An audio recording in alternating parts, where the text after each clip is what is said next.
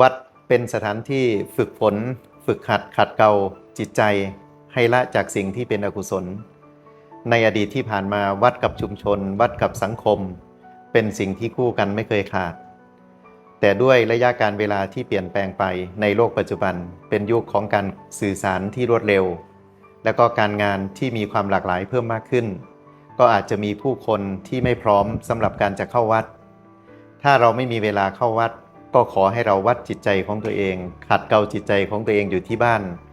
เริ่มจากการที่เข้าห้องพระกราบไหว้พระในห้องพระทำวัดสวดมนต์ในห้องพระอันนี้ก็เป็นการสร้างกุศลเริ่มต้นที่บ้านของเราได้ถ้าเราไม่มีโอกาสได้ทำบุญไม่มีโอกาสให้ทานเราก็หันหน้าเข้าหาพ่อแม่ถามพ่อแม่ว่าขาดเหลืออะไรถามพ่อแม่ว่าอยากได้อะไรการเสียสละสิ่งละอันพันละน้อยเพื่อมอบให้บูชาคุณพระคุณของพ่อของแม่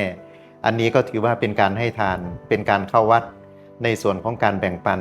ข้อที่2ได้เช่นเดียวกันเพราะนั้นใครที่ไม่มีเวลาไม่มีโอกาสที่จะเข้าวัดก็ขอให้วัดจิตใจของตัวเองอยู่ที่บ้านจิตใจตอนนี้เป็นกุศลหรืออกุศล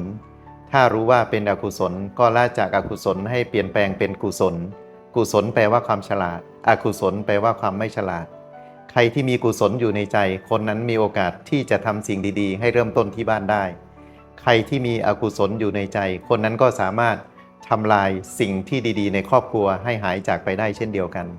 กุศลเริ่มต้นที่ใจอกุศลก็เริ่มต้นที่ใจถามชีวิตตัวเราว่าเราจะวัดใจของเราให้เป็นกุศลหรือเราจะวัดใจของเราให้เป็นอกุศลขอเจริญพร